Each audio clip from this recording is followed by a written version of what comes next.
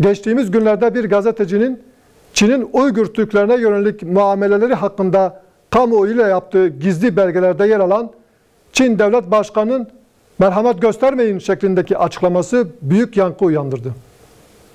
Çin'in sözde terörle mücadele kapsamındaki iç mesele olarak lanse ettiği Doğu Türkistan meselesinde insan hakkı ihlalleri bu şekilde belgelenmiş, temel amacın etnik, dini ve kültürel asimilasyon olduğu ortaya çıkmıştır. Uluslararası kuruluşlar tarafından ihlaller belgelenmesine rağmen Çin'e yönelik caydırıcı bir adım atılmamıştır. Dünya Müslümanlarının bu ihlallere ve asimilasyon politikalarına karşı sessiz kalmaları utanç vericidir.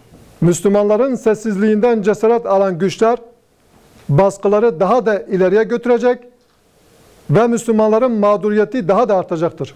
İslam İşbirliği Teşkilatı Müslümanlara yönelik zulmün arttığı bu süreçte aktif ve caydırıcı bir rol üstlenmek mecburiyetindedir.